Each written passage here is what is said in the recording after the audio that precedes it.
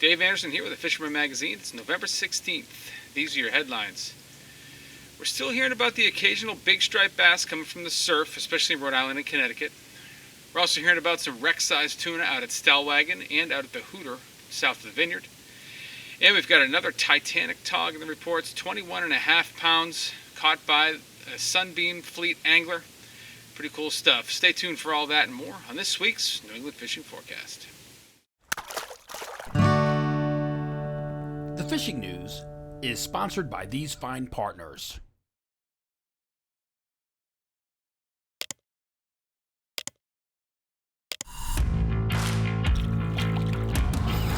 What a catch.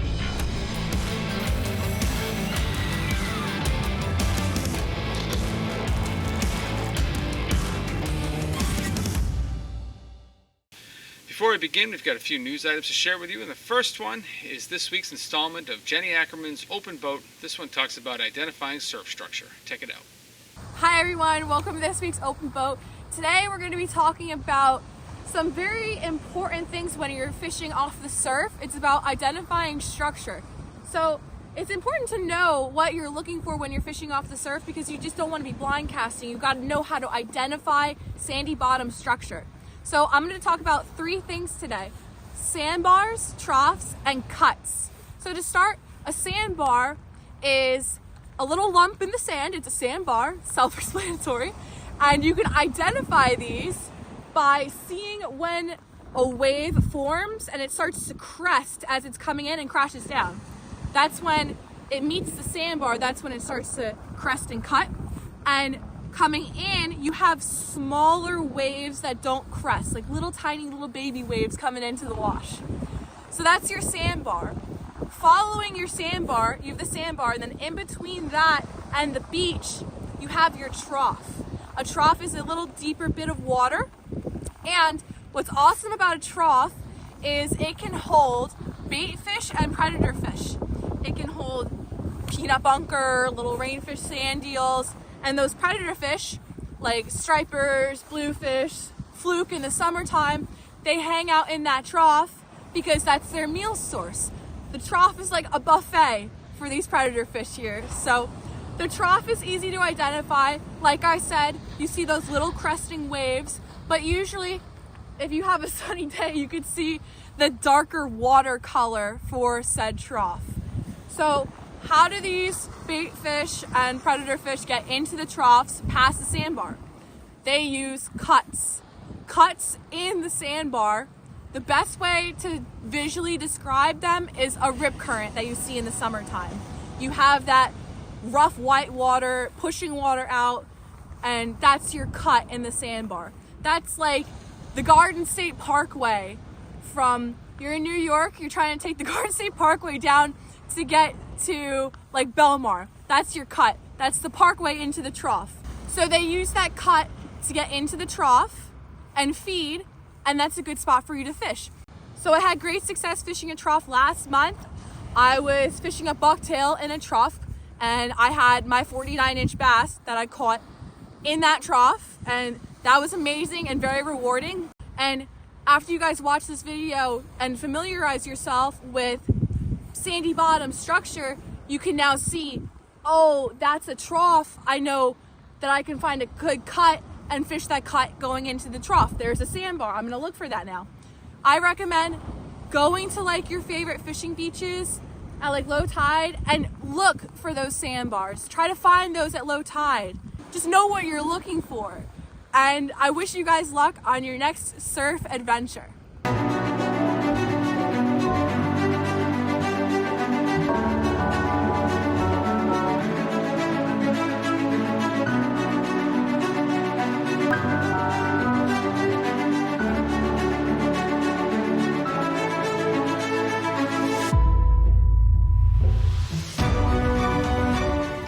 And next up, we'll do a quick rundown of what's going on in the Dreamboat Challenge. Major changes here. The competition is heating up as the Dreamboat Challenge nears its conclusion. 4 entries hit the board this week, and they all made waves. Mark Touchette started the bidding with his 4.4-pound sea bass, taking second place in the category. Then Garrett Krause joined the game with this 8.2-pound tog that took seventh place in the category. Things got interesting when Norman Bouchard came out of nowhere with this 16.2-pound category-leading bluefish that vaulted him onto the scoreboard. And Bobby Cifarelli pulled a Babe Ruthian feat with his mind-blowing 16.26-pound tog, taking first place in the category and perhaps cementing a dreamboat win. The top three looks like this. Norman Bouchard now holds third place with 17 points. Kyle Krause was knocked out of the first place and now stands in second place with 30 points. And Bobby Cifarelli, with this Titanic tog, now stands alone in first place with 33 points. The Dream Boat Fishing Challenge is a Fisherman subscriber-only multi-species fishing competition with a chance to win a 21-foot Cyclocraft center console powered by Yamaha, along with many other great prizes. Visit thefisherman.com to subscribe and get all the details so you can be part of the action. And the next thing is something that sort of slid under my radar last week, and that is that Connecticut has been stocking salmon pretty much throughout the entire month of October and now into November. And the November stockings include bigger fish. They're 10 to 15 pound fish. Those are some impressive fish. They just did 225 of these fish into the Shucket River on November 3rd. And if you keep your eye on Connecticut Deep's social media, you'll see that they're going to, when they do the other ones, they'll do them in the Naugatuck. They'll do them in Mount Tom Pond, and they'll do them in Crystal Lake. So keep an eye on that. But this is a great opportunity to catch a really big salmon in Connecticut waters, like this one here, and something definitely that's worth trying to do throughout the winter months. So check that out. And then the last thing, of course, is the giveaway, and right now we've got dueling giveaways. I'm doing that tog jig thing that's going to wrap up at the end of this month, and that has really been quite successful. I've been getting lots and lots of photos from guys trying to win those tog jigs. So just get those photos into me at danderson@thefisherman.com, or you can text them to the number shown here. And just put tog jig giveaway in the subject line so I know what it's all about. And then, of course, just, tell me a little bit about the catch, roughly where you were, who you are, things like that. And I also, like I said last week, I don't care if it was caught a month ago. This is just kind of a fun little thing I thought I'd throw in, a little side bet. So get those photos in. And then the other thing, of course, is the giveaway for the lure group here. And we're going to wrap this one up the last Wednesday in January, which I think is the 31st. So you got lots of time to win those, and you guys know the rules by now, but it's just got to be a recent catch. It's got to show you holding your fish, and it's got to be emailed to me at danderson@thefisherman.com or texted to the number on the screen. And again, just make sure I know it's for the giveaway, and we'll go on from there. So we'll pick a couple winners over the next couple months.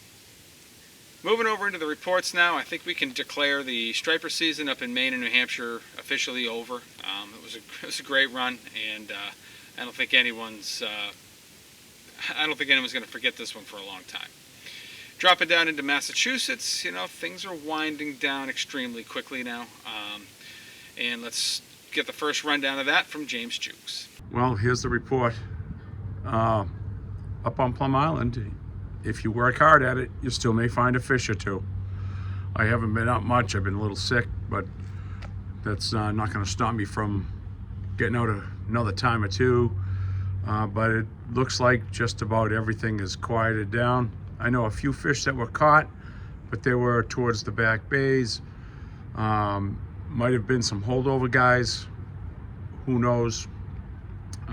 I'll definitely be getting out towards the freshwater though, because that has been on fire.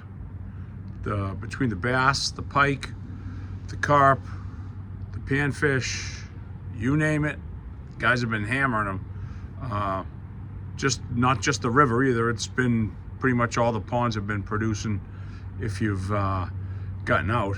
And anywhere from hard baits, soft baits, shiners, worms, you name it, the fish have been hitting out there.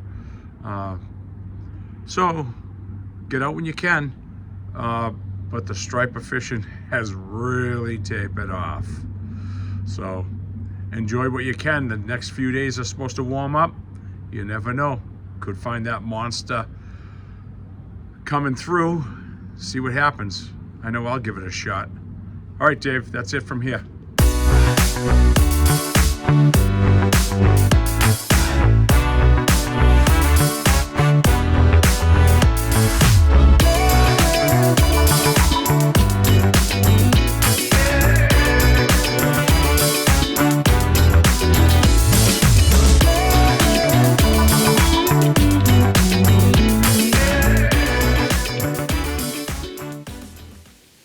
I have not heard any striper reports from Cape Ann all the way down through Boston this week.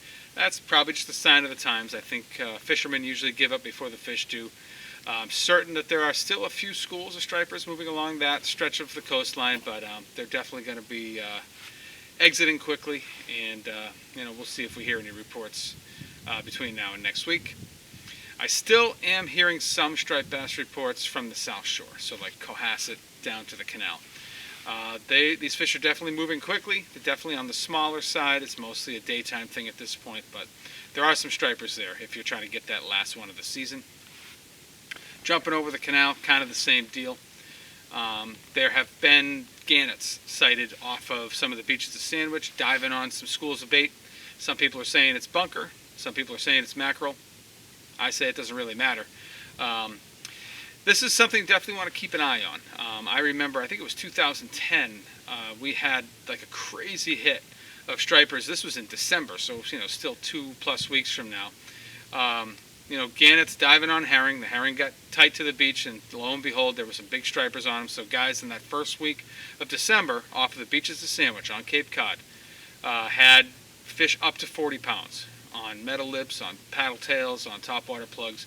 Pretty exciting stuff, so you want to keep an eye on that. However, that's not happening right now. What we're seeing along the bayside beaches right now are just transient schools of small striped bass. Guys are getting them by just hitting all the access points and using the binoculars to see if they see any birds, and then running down there and cashing in when they can.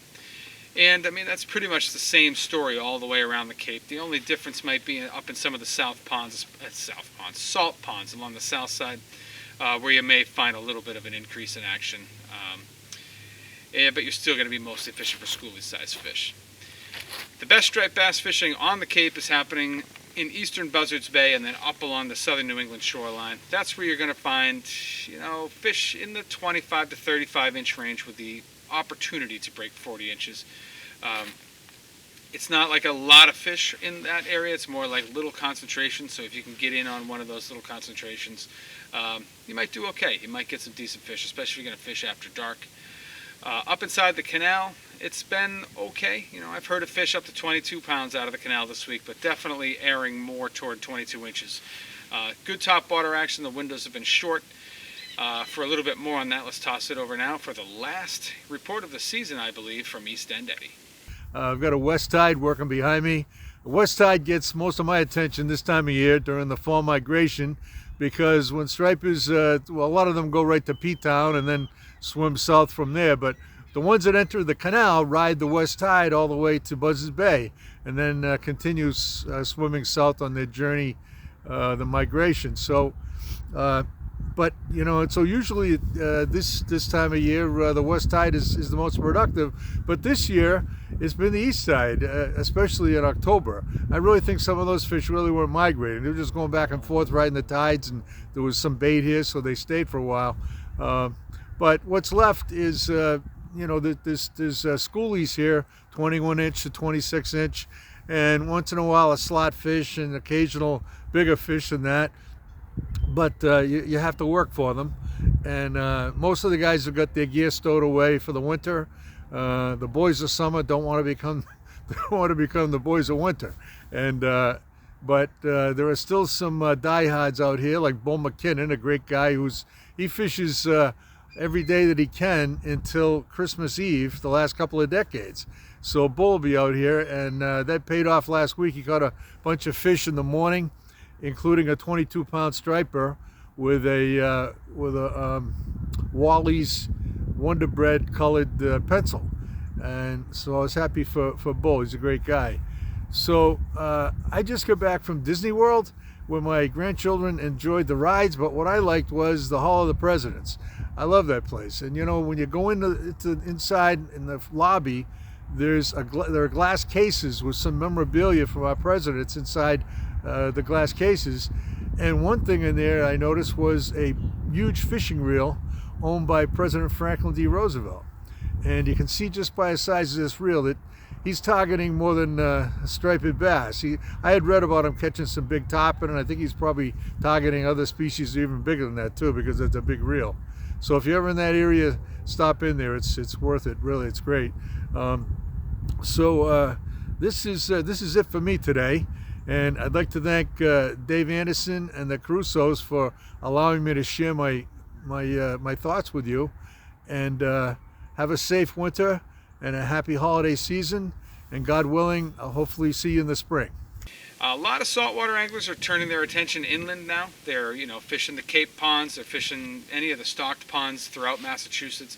Largemouth bass fishing's been good on the Cape and in the sort of cranberry section there heading up to the Cape. And the trout fishing out of the Cape has been fantastic.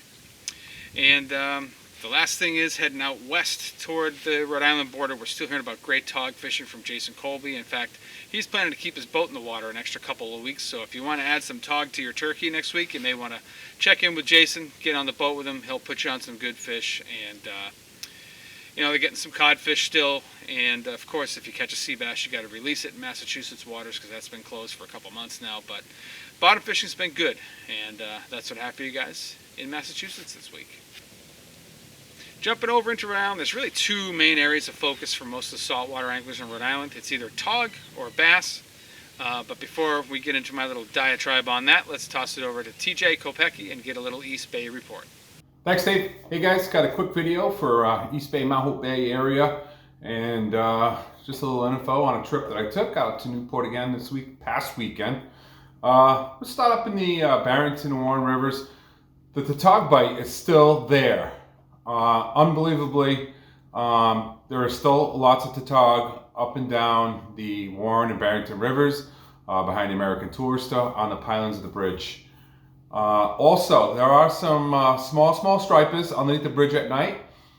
If you can get in there and fish for them, they are pretty much taking white cocahos, 5-inch white swimmers, basically, bucktails that are real small. There are a lot of fish in there. Moving over into the Coles River, there is some bass in the Coles River on the incoming tide at night. My friend Joe has been catching them from the top of the bridge. Nothing of size still, but there's definitely some holdover stripers that are still in there. Getting out into the Bay area, there are still lots of stripers and lots of bait out front off of Spar Island and up into the mouth of the Sakonnet River.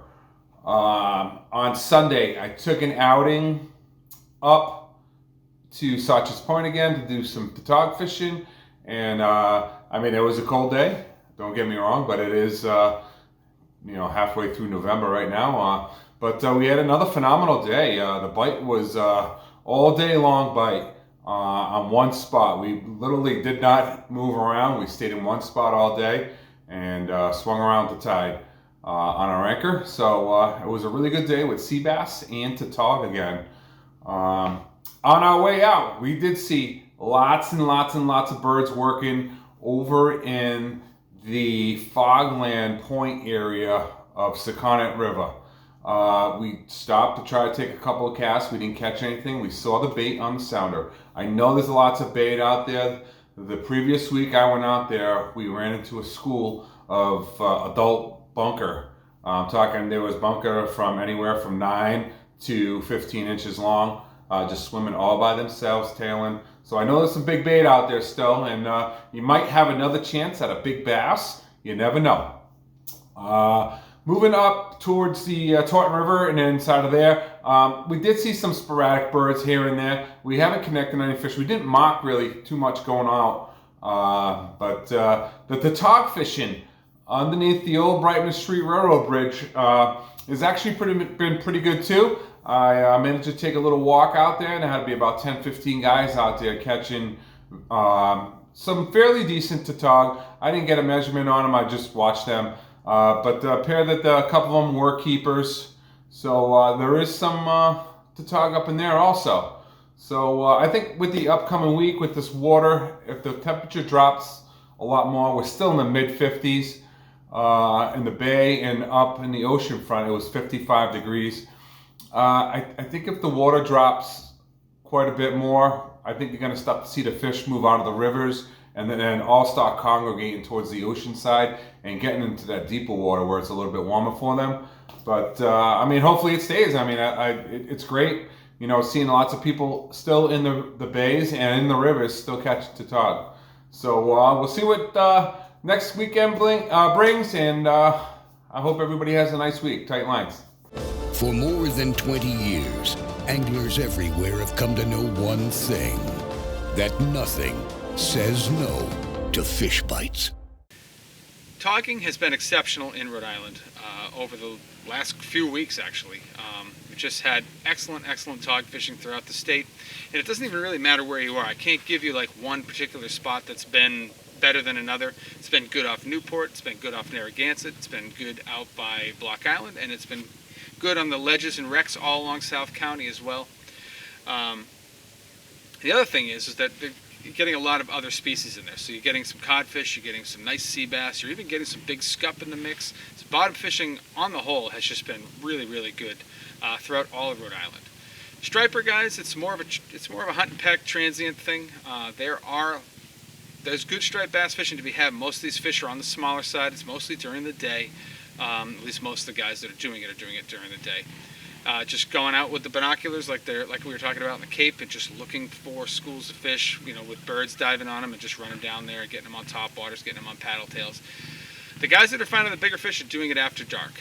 They are going out with live eels. They're drifting drifting plugs or eels out into the breachways, and they're finding some bigger fish, although they're definitely working for them.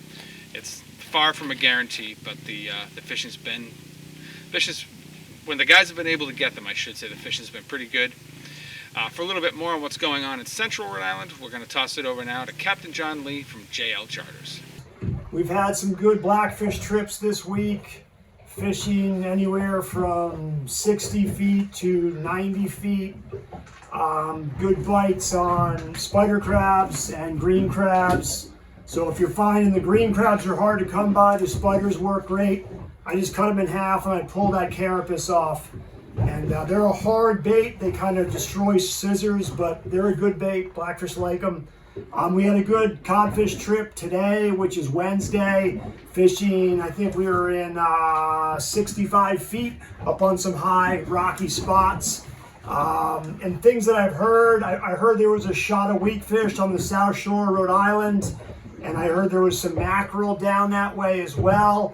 And I'm hearing of small pods of herring being seen in Rhode Island and Block Island Sound. There are a lot of striped bass still east of Rhode Island, so we might get lucky and get a late season show. Anyway, that's it. Have a good one. Take care. And we'll wrap things up in Rhode Island with a check-in at Breachway Bait and Tackle with Declan O'Donnell. The fishing has been slowing down a little bit around here. We're starting to get some smaller fish and less numbers. But occasionally, we do see some good fish. There was a 40-incher that was caught the other day right off the beach, chasing some bait. A couple birds are working. So there is some still good fish to be had. Most of the bites been coming in the morning or the evening, and some people still going out for the night bite. Tog fishing has been solid. Fishing is mostly happening in 25 feet or deeper of water. Some good fish up and around 30 feet of water. This time of year, they start moving out a little bit. We're getting some bigger fish moving out of the bay, holding out on the South Shore here, which is great. A few customers are able to get some cod. Fishing for them has been pretty good, and there's been a good sea bass bite going on as well. So that's it for what's pretty much going on around here right now. Thanks again for including me in this week's fishing report. Moving over into Connecticut, things are very similar to what we're seeing in Rhode Island. It's mostly tog and stripers that guys are focused on at this point. One little thing that's different is that the tog have been shallower. I can't really guess why that might be, but we're still getting some reports of nice shore caught fish, especially around the Thames River. Fish in the like 5 to 8 pound range have been reported over the last week or so from the shore in and around the Thames River, which is pretty cool. And then out in the Sound, the fish are a little bit shallower, although they are getting them in some deep water now. So we're hearing mostly 30 to 80 feet. That's a pretty good spread, but guys targeting structure in those depths are doing very well on tog right now. And of course, we talked about in the intro, the Sunbeam had a monster this week, 21.5 pounds. That's a fish of a lifetime. So congratulations to the angler and to the captain. Just great fish, and great to see that. A lot of motivation for guys to keep getting out there and getting after it.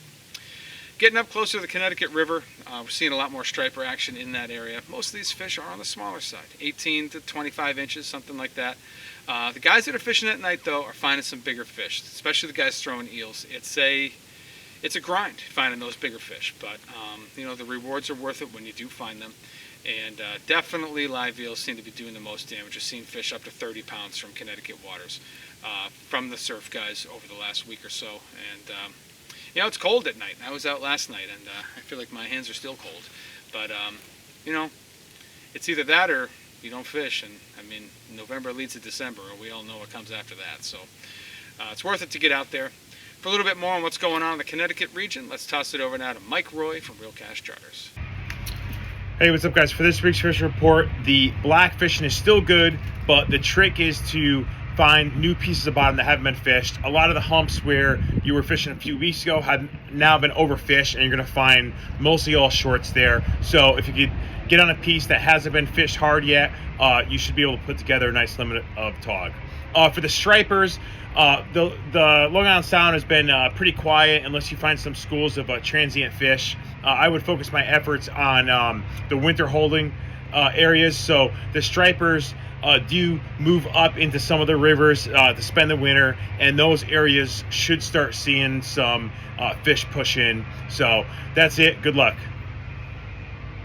Now heading out of the river and heading west, we're going to check in Westbrook with Matt Stone from Black Hall Outfitters. Chilly November mornings right now, down into the 20s. Definitely putting the feed bags on the winter school up action for the stripers. Haven't seen any blues around in a handful of days here, but there are definitely still some striper blitzes going on. I expect those to carry on probably through Thanksgiving. You can see them under birds a lot. It's a lot of smaller fish, but it's fun-sized fish, and it's always good to kind of savor those last few bites of the year.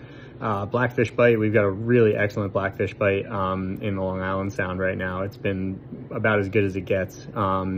Water's still hovering in the low 50s, starting around 20 feet all the way up through 50. Yesterday I fished and found fish at every depth. I've heard guys at 60 plus as well too. Really good bite, jigs, rigs, all the normal stuff, doing really well. So if you haven't taken your boat off the water yet, it's definitely worth going out and checking some rock piles for some of those blackfish, because the bite has been pretty great. No albies for us anymore. There were a few scattered schools around a handful of days ago, but haven't heard much on that front for about a week. No blues that I've heard of as well. And then sea bass, still some guys getting them here and there. But those are definitely kind of tailing out for the year too. So savor the blackfish bite, get a few last schoolie to slot size stripers if you can, and soak it in before the winter comes. And most of what we've been talking about kind of holds true throughout the central western part of the Sound too. The bottom fishing's been good. There are transient schools of stripers, and the further west you go, the better opportunity you have to find keepers or bigger than that striped bass. Still a few bluefish in the area, especially when you get out toward like New Haven and Milford. And then to wrap things up in Connecticut, we'll check in now with Max Finch from Fisherman's World. Hey everyone, Max here from Fisherman's World with another weekly fishing report. This past week leading up to the new moon tides, the bass bite out front has really blown open. Around the islands, 11B diamond jigging and 28C on the incoming. We've seen a lot of schoolie stripers bit in half some monster bluefish. They've been in the mix out front, but fishing places like Sherwood Island, Bering Hill, the Stratford Beach has been really good, like Long Beach, Penfield Reef, and then the mouth of the Housatonic as the bass start to enter for the winter. We're hiding from the wind today, fishing up in the river. We found a bunch of good schools mixed in. And then the blackfish bite has been, really turned on shallow and deep. They're chewing really good. So 28C, the Celtic wreck, are deeper water wrecks, and then fishing shallow, places like Cokecky Reef, George's Rock, the foul around Rowayton, long neck point, and the guys running to the walls have been, reporting a really fantastic bite on New Haven breakfalls. Thanks and good luck. And the last thing we'll check in on is a little flight down to Costa Rica, check in with Marina Pez Vela. Hey guys, how's it going? This is Ben Gilmour with the captain of Muy Caliente, Jorge, down here in Costa Rica at the Marina Pez Vela. So guys, we got this week's fishing report. What's happening out there, Jorge, right now? It's hot right there. We got some sailfish bite, blue marlins, mahi, tuna, so fishing been good so far. Guys, one of the boats yesterday raised 5 marlin, just insane stuff, mainly blue marlin out there right now. There's a couple of stripies as well. Yesterday, my boat Good Day raised 8 sailfish. How many did you raise, Jorge? We raised 10 sailfish and a blue marlin and some tunas and mahis too yesterday. So very nice, and we got a 60-inch bull dorado yesterday.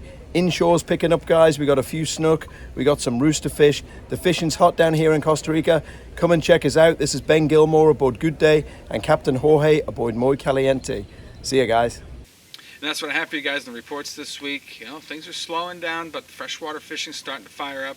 And there's still enough saltwater action to keep most people happy. So get on out there and, give yourself something to be thankful for next week. Go catch a big tog. Go chase down that last good striper of the year, or go catch a salmon or a largemouth bass. Lots of stuff going on. If you're not a subscriber to the Fisherman magazine, I highly recommend you head over to our website. That's thefisherman.com. You get a full taste of what we offer there. We cover everything from Delaware all the way up to Maine. We've got fisher reports, we've got articles, we cover all different angling disciplines, freshwater, saltwater, inshore, offshore, kayak, it's all covered. It's $30 for a year. You get 12 paper issues, magazines sent to your mailbox, and you get 26 digital issues sent to your email box during the fishing season. You also get access to all 3 editions. That's New Jersey, Delaware, Long Island, and New England. It's the best $30 you can spend in fishing. If you're still not interested after you look at all that, at the very least, give us a like and subscribe here on YouTube and hit that little bell thing down there so you get a notification every time we post something new. Appreciate you guys for watching, and we'll see you next week.